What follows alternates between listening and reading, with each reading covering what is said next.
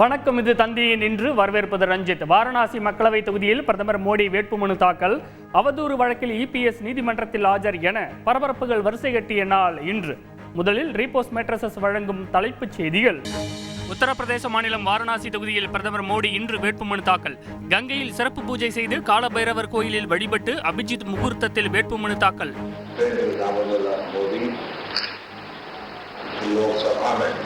பாமக தலைவர் அன்புமணி ராமதாஸ், தமாக தலைவர் ஜி.கே. வாசன் உள்ளிட்ட கூட்டணி கட்சி தலைவர்கள் நேரில் வாழ்த்து. திமுக எம்பி தயாநிதி மாறன் தொடர்ந்த அவதூறு வழக்கு. சென்னை எழும்பூர் நீதிமன்றத்தில் அதிமுக பொதுச் செயலாளர் எடப்பாடி பழனிசாமி இன்று நேரில் ஆஜர். விசாரணை ஜூன் 27ஆம் தேதிக்கு ஒத்திவைப்பு. தமிழ்நாட்டில் +1 தேர்வில் 91.17% மாணவர்கள் தேர்ச்சி. மாணவர்களை விட 7.43% மாணவிகள் கூடுதலாக தேர்ச்சி பெற்றுள்ளதாக அறிவிப்பு. ஆப்பிரிக்கா, தெற்கு அமெரிக்க நாடுகளில் மஞ்சள் காய்ச்சல் பரவல் எதிரொலி. வெளிநாடு செல்பவர்கள் தடுப்பூசி செலுத்திக் கொள்ள மத்திய சுகாதாரத்துறை இன்று அறிவுறுத்தல். மஞ்சள் காய்ச்சல் தடுப்பூசியை அரசு மருத்துவமனையில் செலுத்தினால்தான் ஏற்கப்படும் என அமைச்சர் மா சுப்பிரமணியன் தகவல். தூத்துக்குடி மற்றும் சுற்றுவட்டார பகுதிகளில் இன்று வெளுத்து வாங்கிய கனமழை.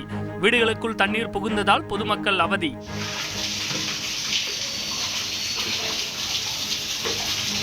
தமிழ்நாட்டில் 18ஆம் தேதி வரை மழைக்கு வாய்ப்புள்ளதாக சென்னை வானிலை ஆய்வு மையம் தகவல்.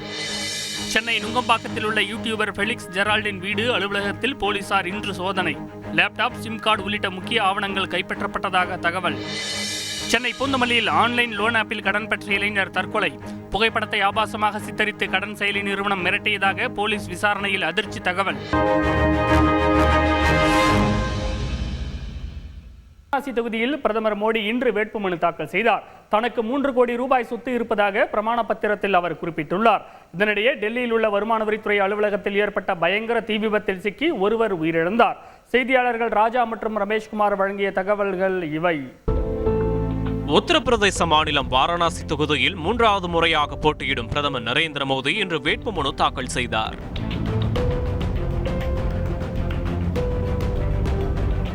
அயோத்தி ராமர் கோயிலில் பிராண பிரதிஷ்டை செய்த பண்டிட் ஞானேஸ்வர் சாஸ்திரி பிரதமர் மோடியின் வேட்புமனுவை முன்மொழிந்தார். தொடர்ந்து மத்திய அமைச்சர்கள், தேசிய ஜனநாயக கூட்டணி தலைவர்கள் பிரதமர் மோடியை சந்தித்து வாழ்த்து தெரிவித்தனர்.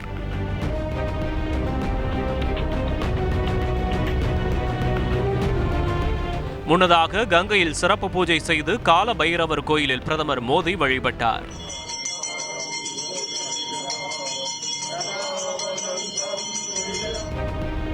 உத்தரப்பிரதேச மாநிலம் ஜான்சியில் நடைபெற்ற பிரச்சார கூட்டத்தில் பேசிய ராகுல் காந்தி, இந்த தேர்தல் அரசியல் அமைப்பை பாதுகாப்பதற்கான தேர்தல் என குறிப்பிட்டார். அரசியலமைப்பை பாதுகாக்க போராடுகிறோம்.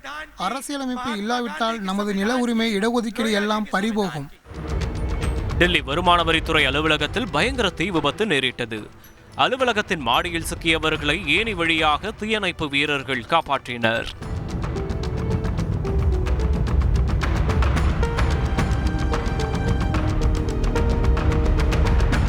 டெல்லியில் இந்திரா காந்தி விமான நிலையத்திற்கு அண்மையில் வெடிகுண்டு மிரட்டல் விடுக்கப்பட்ட நிலையில் இன்று 4 முக்கிய மருத்துவமனைகளுக்கு மீண்டும் வெடிகுண்டு மிரட்டல் விடுக்கப்பட்டதால் பரபரப்பு நிலவியது. வெடிகுண்டு செயலிழப்பு நிபுணர்கள் மற்றும் ஓப்பனாய்களுடன் சோதனை மேற்கொண்டனர். ஹிமாச்சல் மாநிலம் மண்டியில் பாஜக வேட்பாளரும் நடிகையுமான கங்கனா ரணாவத் வேட்புமனு தாக்கல் செய்தார். முன்னதாக பேரணியாக சென்ற கங்கனாவை பூக்களை தூவி பாஜகவினர் வரவேற்றனர்.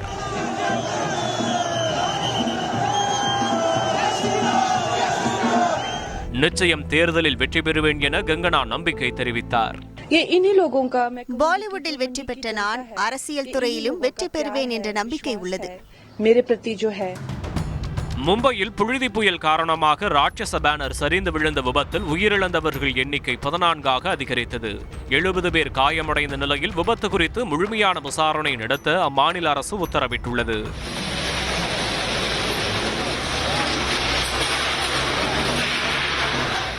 இந்த சூழலில் விபத்து நிகழ்ந்த கட்கோபர் பகுதியில் மீட்பு பணிகள் நடைபெற்றதால் கடும் போக்குவரத்து நெரிசல் ஏற்பட்டது. செய்தியாளர் ராஜா வழங்கும் கூடுதல் தகவல். இந்த ராட்சச பேனர் வைக்கப்பட்டு நிறுவனத்தின் உரிமையாளர் மீது வழக்கு பதிவு செய்யப்பட்டிருக்கிறது. இவர் மேல் ஏற்கனவே பாலியல் புகாரும் இருக்கிறது.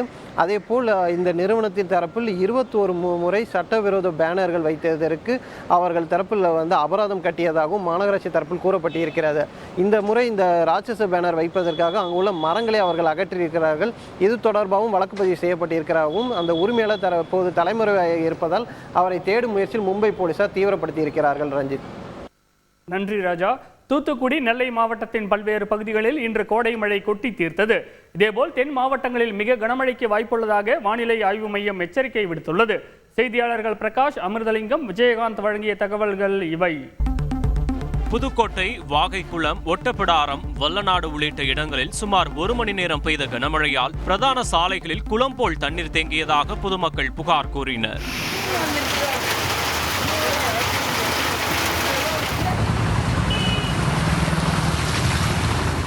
தூத்துக்குடி அந்தோனியார் கோயில் தெரு, செயின்ட் பீட்டர் கோயில் தெரு உள்ளிட்ட தாழ்வான பகுதிகளில் வீடுகளை மழைநீர் சூழ்ந்ததால் மக்கள் சிரமத்திற்கு உள்ளாகினர்.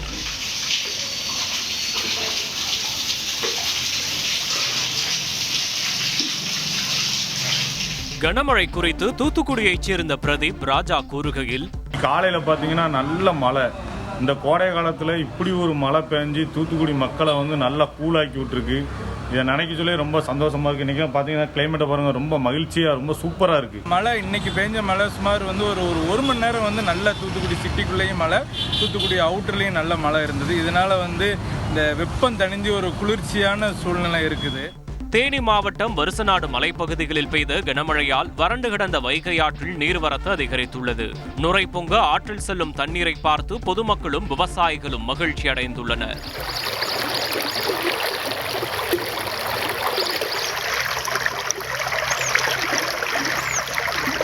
மதுரையிலும் வைகை ஆறும் நிரம்பி ஓடும் காட்சிகள் வெளியாகியுள்ளன.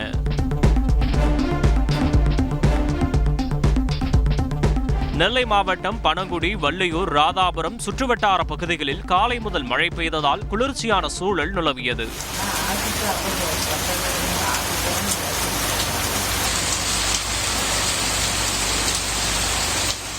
கும்பகோணம் சுற்றுவட்டார பகுதிகளில் சுமார் 1 மணி நேரத்திற்கு மேலாக கனமழை பெய்தது.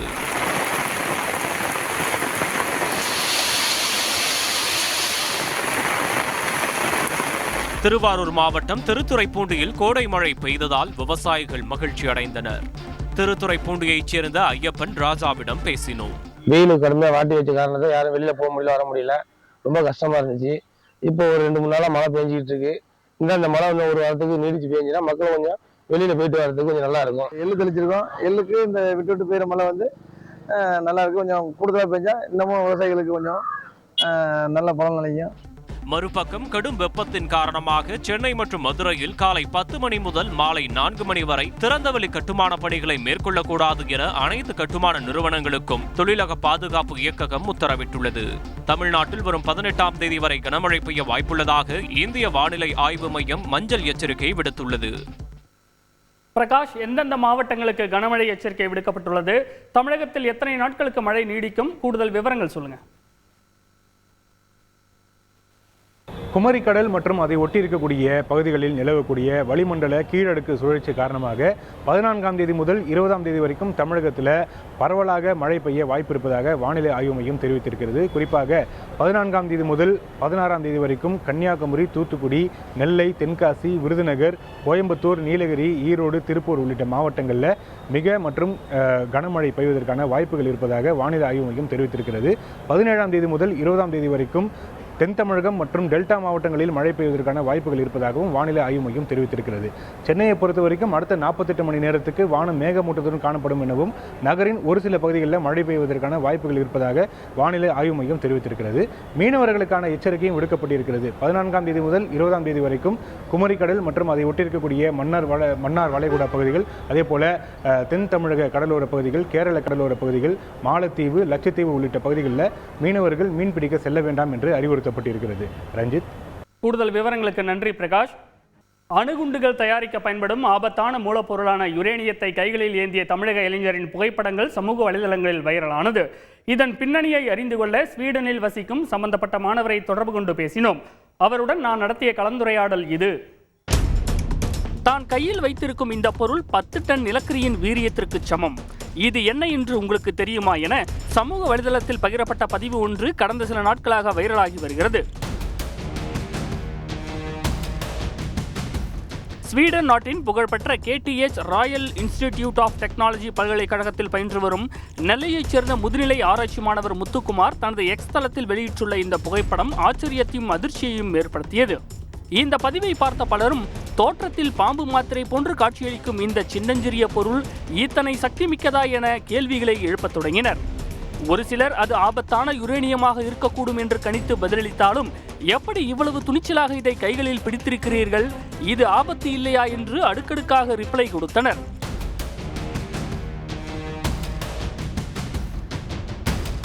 அடுத்த ஓரிரு நாட்களில் தனது கேள்விக்கு பதிலளித்த முத்துக்குமார், இது யுரேனியம் ஆக்சைடு பெல்லட் என்றும் வெறும் 10 கிராம் எடை கொண்ட இந்த உருளை 10 டன் நிலக்கரிக்கு சமமான சக்தியை கொண்டது என்றும் சுட்டிக்காட்டியதுடன் 10 கிராம் யுரேனியம் ஆக்சைடு பெல்லட் ஒரு வீட்டிற்கு 1 வருடத்திற்கு தேவையான மின்சாரத்தை வழங்க முடியும் என தெரிவித்து கவனம் ஈர்த்தார். இதுகுறித்து ஸ்வீடனில் வசிக்கும் முத்துக்குமார் தந்தி டிவிக்கு அளித்த பிரத்யேக பேட்டியில் மேலும் பல அறிவியல் ஆச்சரியங்களை பகிர்ந்து கொண்டார். இந்த யுரேனியத்தை இப்படி கையில் வச்சிருக்கிறது பாதுகாப்பானதா? யுரேனியம் இயற்கையில U-238ன்னு சொல்லுவாங்க, அந்த ஐசோடோப்பா கிடைக்கும். ஸோ அதை என்ன பண்ணுவாங்கன்னா, அதை என்ரிச்மெண்ட், அதாவது சரி ஊட்டினாங்கன்னா அதுல இருந்து காமா ரேடியேஷன்ஸ் வர ஆரம்பிக்கும். ஸோ எப்போ காமா ரேடியேஷன்ஸ் வர ஆரம்பிக்குதோ அப்பதான் நமக்கு அது பாதிப்பை உண்டாக்குமே ஒழிய, ஆல்பா ரேடியேஷன் இருக்கிற வரைக்கும் நம்மளால அதை ஓரளவு பாதுகாப்பாகவே கையாள முடியும். அதை நீங்க எவ்வளவு நேரம் எக்ஸ்போசர் நீங்க ஏத்துக்கிறீங்க அப்படிங்கிறதுல இருக்குது. ரெண்டாவது, நான் கொஞ்ச நேரம் தான் வச்சிருந்தேன், ஒரு சில நிமிடங்கள் தான் வச்சிருந்தேன். ஸோ எப்போதுமே நான் அதை கையில பிடிச்சிட்டு இருக்க போறது இல்லை. அதனால அதை ஹேண்டில் பண்ணதுல பெரிய பாதிப்பு எனக்கு வர்றது இல்லை. அதை நாங்க செக் பண்ணிட்டோம். அப்புறம் இப்போ ஸ்வீடனை பொறுத்த வரைக்கும் இந்த அணு உலைகளால கடந்த காலங்களில் எதுவும் விபத்து எதுவும் நடந்திருக்கா? அதை பத்தின தரவுகள் எதுவும் இருக்கா? இது வரைக்கும் இல்ல. என்ன பாத்தீங்கன்னா, இங்க சேஃப்டி, பாதுகாப்புக்கு ரொம்பவே முக்கியத்துவம் கொடுக்கறதுனால எந்த ஒரு பிரச்சனை அப்படி வந்தாலும் அவங்க இமிடியேட்டா என்ன ஆக்ஷன் எடுக்கணுமோ எடுத்துருவாங்க. இது வரைக்கும் எந்த பிரச்சனையும் வரல. அணு உலை ஓட்டுறதுலயும் பிரச்சனை வரல, அணு கழிவை கையாளுறதுலயும் இது வரைக்கும் பிரச்சனை வரல. அந்த அணு உலை கழிவுகளை பாதுகாப்பாக கையாளுறதுல என்ன சவால்கள் இருக்கு? ஒரு 5-10% தான் அவ்வளவு தீவிரமான அணு கழிவா இருக்கும். மீன்ஸ் சிவியர் ரேடியோ ஆக்டிவ் வேஸ்ட்னு சொல்லலாம். பொதுவா ஸ்வீடன்ல என்ன பண்றாங்கன்னா, நல்ல பெரிய கிளாடிங் டியூப்ல உள்ள வச்சு அதை கேஸ்ட் ஐரன் போட்டு அதை ஒரு என்ன சொல்றதுன்னா, ஒரு பெரிய கவசம் மாதிரி வச்சுக்கோங்களேன், இரும்பு பெட்டகம் மாதிரி செஞ்சு அதுக்குள்ள வச்சு, இங்க நிறைய ராக் கேவன்ஸ், இந்த ராக் இது இருக்குது. ஸோ அதுக்குள்ள அவங்க மைன் பண்ணி கிட்டத்தட்ட ஒரு 700 மீட்டர் ஆழத்திலேயோ 1 கிலோமீட்டர் ஆழத்திலேயோ உள்ள இறக்கிடுறாங்க. இங்க ராக் பேஸ், இங்க மண்ணு கீழே பாத்தீங்கன்னா நல்ல கனமான பாறைகள் நிறைய இருக்கிறதுனால புகை மாதிரி கீழே தோண்டி, ஸோ அதுல பாத்தீங்கன்னா கீழே ஒரு 1 கிலோமீட்டர் ஆழத்துல அந்த மாதிரியான கழிவுகளை புதைச்சிட்டு மேல இருந்து அவங்க மானிட்டர் பண்ணிக்கலாம். ஸ்வீடனில் உள்ள மின் உற்பத்தி நிறுவனங்கள் தாங்கள் விற்பனை செய்யும் ஒவ்வொரு கிலோவாட் மின்சாரத்தில் இருந்து கிடைக்கும் வருமானத்தில் குறிப்பிட்ட தொகையை அணுசக்தி ஆராய்ச்சிக்கு வழங்குவதாகவும், இதனால் அணு எரிபொருள் மற்றும் அணுக்கழிவு மேலாண்மையில் ஸ்வீடன் முன்னணி நாடாக இருப்பதாகவும் முத்துக்குமார் தெரிவித்தது குறிப்பிடத்தக்கது.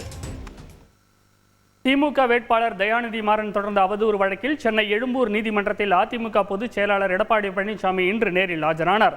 இன்றைய முக்கிய அரசியல் நிகழ்வுகள் குறித்து விவரிக்கிறது பின்வரும் தொகுப்பு.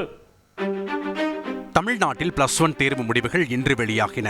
91.17% மாணவர்கள் தேர்ச்சி அடைந்துள்ள நிலையில் வழக்கம் போல் மாணவர்களை விட 7.43% மாணவிகள் கூடுதலாக தேர்ச்சி பெற்றுள்ளதாக அறிவிக்கப்பட்டுள்ளது.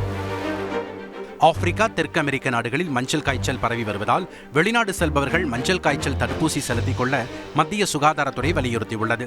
இதனிடையே மஞ்சள் காய்ச்சல் தடுப்பூசியை அரசு மருத்துவமனையில் செலுத்தினால்தான் ஏற்றுக்கொள்ளப்படும் என அமைச்சர் மா சுப்பிரமணியன் தெரிவித்துள்ளார். தூத்துக்குடி, சென்னை துறைமுகம், கிங் இன்ஸ்டிடியூட் போன்ற அரசின் சார்பில் போடப்படுகிற எல்லோ வேக்சினை மட்டுமே போட்டு ஆப்பிரிக்கா மற்றும் தென் அமெரிக்க நாடுகளுக்கு போவதை உறுதிப்படுத்திக் கொள்ள வேண்டும் என்று கேட்டுக்கொள்கிறேன். திமுக வேட்பாளர் தயாநிதி மாறன் தொடர்ந்த அவதூறு வழக்கில் சென்னை எழும்பூர் நீதிமன்றத்தில் அதிமுக பொதுச் செயலாளர் எடப்பாடி பழனிசாமி இன்று ஆஜரானார். இதனையடுத்து இந்த வழக்கு விசாரணை ஜூன் 27ஆம் தேதிக்கு ஒத்திவைக்கப்பட்டது.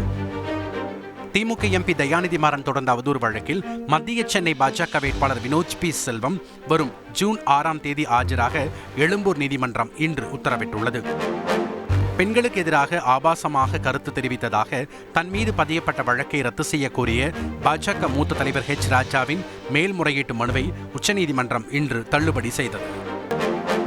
சென்னை நுங்கம்பாக்கத்தில் உள்ள யூடியூபர் ஃபெலிக்ஸ் ஜெரால்டின் வீடு அலுவலகத்தில் போலீசார் இன்று சோதனை மேற்கொண்ட நிலையில் லேப்டாப், சிம் கார்டு உள்ளிட்ட முக்கிய ஆவணங்களை கைப்பற்றியுள்ளதாக தகவல் வெளியாகியுள்ளது. செய்தியாளர் டெல்ஜின் வழங்கும் கூடுதல் தகவல். ஃபெலிக்ஸ் ஜெரால்ட் அவர்களின் வீடு மற்றும் அவரது அலுவலகத்தில் திருச்சி சைபர் கிரைம் போலீசார் இன்று சோதனை நடத்தினர். சோதனையில் முக்கிய ஆவணங்கள் மற்றும் சொத்து குறித்ததான ஆவணங்கள் பறிமுதல் செய்யப்பட்டது. பறிமுதல் செய்யப்பட்ட ஆவணங்களின் அடிப்படையில் அடுத்த கட்ட நடவடிக்கை எடுக்கப்படும் என தகவல் வெளியாகியுள்ளது. ரஞ்சித். நன்றி டெல்ஜின். இசையமைப்பாளர் ஜி வி பிரகாஷ்குமார், பாடகி சைந்தவி தங்களது 11 ஆண்டுகால மன வாழ்க்கை முடிவுக்கு வருவதாக அறிவித்துள்ளனர். இதைத் தொடர்ந்து சமூக வலைதளங்களில் ஜி வி பிரகாஷ்குமார், சைந்தவி பாடல்களை பகிர்ந்து ரசிகர்கள் தங்கள் ஆதங்கத்தை பதிவு செய்து வருகின்றனர். திரையில் மட்டுமின்றி நிஜ வாழ்க்கையிலும் காதலித்து மனம் முடித்து ரசிகர்களின் மனதில் நிலைத்து நிற்கும் நட்சத்திர ஜோடிகள் ஏராளம். அப்படி ரசிகர்களின் ஆதர்சமாக இருந்தவர்கள் இசை உலகைச் சேர்ந்த ஜி வி பிரகாஷ்குமார். இசை அமைப்பாளரும் நடிகருமான ஜி வி பிரகாஷ்குமார் தனது பள்ளி காலத்து தோழியான பிரபல பாடகி சைந்தவியை கடந்த 2013ஆம் ஆண்டு காதலித்து கரம் பிடித்தார். இருவருக்கும் 2020ஆம் ஆண்டு பெண் குழந்தையும் பிறந்தது. சினிமாவில் வளர்ந்து வரும் சமயத்தில் ஜி வி பிரகாஷ் இசையில் சைந்தவி பாடிய பாடல்கள் ஏராளமான ரசிகர்களின் ஆல் டைம் ஃபேவரட் லிஸ்டில் இணைந்தன. விழிகளில் ஒரு வானில், பிறை தேடும், யாரோ இவன், எல்லுவைய பூக்களையே போன்ற பாடல்கள் ஜி வி சைந்தவி ஜோடியின் டாப் ஹிட்ஸ். இதை தவிர இருவரும் தனித்தனியாகவும் சினிமாவில் தடம் பதித்து வரும் சூழலில் தங்களது பிரிவு தொடர்பாக ஜி வி பிரகாஷ்குமார் சைந்தவி வெளியிட்ட பதிவு பரபரப்பை ஏற்படுத்தியுள்ளது. அதில் நீண்ட யோசனைகளுக்கு பின் திருமணமாகி 11 வருடங்களுக்கு பிறகு மன அமைதிக்காகவும் மேம்பாட்டிற்காகவும் பிரிந்து வாழ்வதென முடிவு செய்திருப்பதாக அறிவித்துள்ளனர். இது சிறந்த முடிவு என ஒருவருக்கொருவர் நம்புவதாகவும் கடினமான நேரத்தில் ஆதரவாக இருக்குமாறும் அவர்கள் தெரிவித்துள்ளனர்.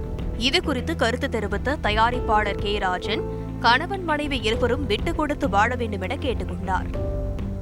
முதல் பாட்டு என்னுடைய உணர்ச்சிகள் படத்துல பாடிச்சு. நல்ல பிள்ளை, ஒழுக்கமான அருமையான பிள்ளை. அது ஏதோ லவ் பண்ணி மேரேஜ் லவ் பண்ணும்போது மனதை முழுமையா புரிந்துகிட்டு தான் லவ் பண்றீங்க. கல்யாணம் ஆன பிறகு ஏன் கசப்புணர்ச்சி வருது? இருக்கிறத விட்டு கொடுத்து வாழ்ந்தவன் கெட்டு போவதில்லை. பிரிவுக்கான காரணம் குறித்து வியூகங்களின் அடிப்படையில் பல வதந்திகள் பரவி வந்தாலும் இசை ரசிகர்கள் பலரும் ஜி வி பிரகாஷ் சைந்தவி பாடல்களை பகிர்ந்து ஆதங்கத்தை வெளிப்படுத்தி வருகின்றனர். லக்னோ அணி கேப்டன் ராகுலுக்கு அந்த அணியின் உரிமையாளர் விருந்து வைத்து மோதல் சர்ச்சைக்கு முற்றுப்புள்ளி வைத்துள்ளார். இதனிடையே ஐபிஎல்லில் ரன்களை அடித்ததை தவிர டிவில்லியர்ஸ் எதையுமே சாதிக்கவில்லை என கௌதம் கம்பீர் காட்டமாக விமர்சித்துள்ளார். ஐபிஎல்லில் கடந்த 8ஆம் தேதி ஹைதராபாத் அணிக்கு எதிரான போட்டியில் லக்னோ படுதோல்வி அடைந்த பிறகு கேப்டன் ராகுலிடம் அணியின் உரிமையாளர் சஞ்சீவ் கோயங்கா ஆக்ரோஷமாக பேசியது சர்ச்சையானது. தொடர்ந்து லக்னோ அணியை விட்டு ராகுல் விலகப் போவதாக வதந்திகள் பரவிய நிலையில் KL ராகுலை தனது வீட்டிற்கு வரவழைத்து சஞ்சீவ் கோயங்கா விருந்து வைத்து வதந்திக்கு முற்றுப்புள்ளி வைத்தார். மும்பை கேப்டன் ஹர்திக் பாண்டியாவின் கேப்டன்சியை முன்னாள் வீரர்கள் டி வில்லியர்ஸ், கெவின் பீட்டர்சன் கடுமையாக விமர்சித்திருந்த நிலையில் கம்பீர் பதிலடி கொடுத்துள்ளார். ஐபிஎல்லில் கேப்டன்களாக இருவரும் என்ன சாதித்தனர் என கேள்வி எழுப்பிய கம்பீர், டி வில்லியர்ஸ் ரன்கள் அடித்தது தவிர பெரிதாக சாதிக்கவில்லை எனவும் விமர்சித்தார். பாகிஸ்தானுக்கு எதிரான T20 தொடரில் பங்கேற்பதற்காக கொல்கத்தா அணியின் தொடக்க பேட்டர் பில் சால்ட் இங்கிலாந்து திரும்பினார். இந்த சீசனில் சால்ட் 435 ரன்கள் குவித்துள்ள நிலையில் அவர் விலகியது கொல்கத்தா அணிக்கு சற்று பின்னடைவாக பார்க்கப்படுகிறது. வாகனங்கள் தானாக தீப்பற்றி எறிவதை தடுக்க உரிய அனுமதியின்றி வாகனங்களில் உரிமையாளர்கள் தாமாக எந்த மாற்றங்களையும் செய்ய வேண்டாம் என போக்குவரத்து துறை அறிவுறுத்தியுள்ளது. சமீப காலமாக மோட்டார் வாகனங்கள் தானாக தீப்பற்றி எறியும் சம்பவங்கள் குறித்து போக்குவரத்து துறை ஆய்வு மேற்கொண்டது. இதில் தகுதியில்லாத நிறுவனங்களால் அங்கீகரிக்கப்படாத CNG LPG மாற்றங்கள் செய்யப்படுவதால் வாகனங்கள் தீ விபத்துக்குள்ளாவது கண்டறியப்பட்டுள்ளது. இந்த நிலையில் உரிய அனுமதியின்றி வாகனங்களில் மாற்றம் செய்வது மோட்டார் வாகன சட்டம் மற்றும் விதிகளின்படி குற்றம் என போக்குவரத்து மற்றும் சாலை பாதுகாப்பு ஆணையரகம் எச்சரித்துள்ளது. வாகன உரிமையாளர்கள் இவ்வகையான செய்கையில் ஈடுபட வேண்டாம் எனவும் அறிவுறுத்தப்பட்டுள்ளது.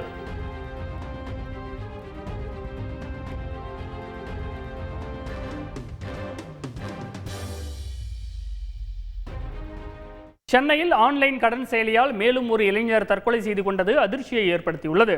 ஆன்லைன் கடன் செயலியை முறைப்படுத்துவது குறித்து சட்ட நிபுணர்களின் கருத்துக்களை கேட்டறிந்தோம். செய்தியாளர்கள் சதீஷ்குமார், வெங்கடேஷ் வழங்கிய தகவல்கள் இவை. சென்னை புதுப்பேட்டையில் ஆன்லைன் லோன் ஆப்பில் கடன் பெற்ற கோபிநாத் என்ற இளைஞரின் புகைப்படத்தை ஆபாசமாக சித்தரித்து பரப்பியதால் சில தினங்களுக்கு முன் அவர் தற்கொலை செய்து கொண்டார். இதேபோல் ஆன்லைன் ஆப்பில் கடன் பெற்ற மேலும் ஒரு இளைஞரின் புகைப்படத்தை தவறாக சித்தரித்ததால் அவர் மனமுடைந்து தற்கொலை செய்து கொண்டது அதிர்ச்சியை ஏற்படுத்தியுள்ளது. மாங்காடு அடுத்த கணேஷ் அவென்யூ பகுதியைச் சேர்ந்த 31 வயது இளைஞரான ஸ்ரீனிவாசனுக்கு 2 ஆண்டுகளுக்கு முன் திருமணமான நிலையில் 8 மாத ஆண் குழந்தை உள்ளது. இந்நிலையில் ஸ்ரீனிவாசன் அவரது வீட்டில் இன்று தூக்கிட்டு தற்கொலை செய்து கொண்டார். தகவல் அறிந்து வந்த மாங்காடு காவல் நிலைய போலீசார் விசாரணை மேற்கொண்டனர். ஆன்லைன் சூதாட்டத்தில் பணத்தை இழந்த ஸ்ரீனிவாசன் ஆன்லைன் கடன் செயலி ஒன்றில் 2 லட்சம் ரூபாய் வரை கடன் பெற்றுள்ளார். கடனை திருப்பி செலுத்திய அவர் மீண்டும் ஒருமுறை அதில் கடன் பெற்றதாக தெரிகிறது. தொடர்ந்து கடனை கேட்டு ஆன்லைன் செயலி நிறுவன ஊழியர்கள் தொந்தரவு செய்து வந்ததும் ஸ்ரீனிவாசனின் புகைப்படங்களை தவறாக சித்தரித்து அவருக்கு தெரிந்தவர்களுக்கு அனுப்பியதும் போலீஸ் விசாரணையில் தெரியவந்துள்ளது. ஆன்லைன் கடன் செயலியை முறைப்படுத்துவது குறித்து வழக்கறிஞர்கள் மயிலவன், கலைச்செல்வனிடம் பேசினோம். RBI தனது சட்டங்களை மிகவும் கடுமையாக்க வேண்டும். மேலும் சைபர் கிரைம் எனப்படும் தகவல் தொழில்நுட்ப காவல்துறையினர் தாங்களே சுயமாக முன்வந்து இந்த ஆன்லைன் செய்திகளை கண்டுபிடித்து அவற்றை அளிக்கக்கூடிய, அவர்கள் மீது கடும் நடவடிக்கை எடுக்கக்கூடிய ஒரு சட்ட நிலைமையை இன்று ஏற்படுத்த வேண்டும். பிரச்சனை ஒன்றுமே கிடையாது. சாதாரண விஷயம். லோன் வாங்குறீங்க, கட்ட முடியல. சட்டப்படி அவங்க என்ன ஆக்ஷன் எடுக்க முடியும்? திருப்பி வாங்குறதுக்கு ட்ரை பண்ணுவாங்க. முடியெல்லாம் விட்டு தான் வேவர் பண்ணிட்டு போவாங்க. இவ்வளோதான். இதுக்காக தற்கொலை பண்ணணுன்ற அவசியம்லாம் இல்லை. உங்களுக்கு கவர்மெண்ட் நிறையாவே இலவச சட்ட உதவி மையம் ஒவ்வொரு இடத்துலையும் வச்சிருக்குது. எந்த சூழ்நிலையும் தற்கொலைக்குன்னு சொல்லிட்டு இங்கே போயிடக்கூடாது. உங்களுக்கு சட்ட பாதுகாப்பு நிறையவே இருக்குது. சென்னையில் அடுத்தடுத்து 2 பேர் ஆன்லைன் கடன் செயலியால் தற்கொலை செய்து கொண்டது பரபரப்பை ஏற்படுத்தியுள்ளது. செய்தியாளர் சதீஷ்குமார் வழங்கும் கூடுதல் தகவல். அவரது செல்போனில் எது போன்ற ஆன்லைனில் சூதாட்டம் விளையாடினார், மேலும் எந்த தனியார் ஆப் மூலம் அவர் கடன் பெற்று இது போன்ற நிலை தள்ளப்பட்டார் என்பது குறித்து தொடர்ந்து அவரது செல்போனை பறிமுதல் செய்த போலீசார் தீவிரமாக விசாரணை மேற்கொண்டு வருகின்றனர். ரஞ்சித். இன்றைய நாளின் முக்கிய நிகழ்வுகளை இதுவரை பார்த்தோம். பார்த்த உங்களுக்கு நன்றி. இது தந்தையின் என்று நான் ரஞ்சித். இனி இரவு வணக்கம்.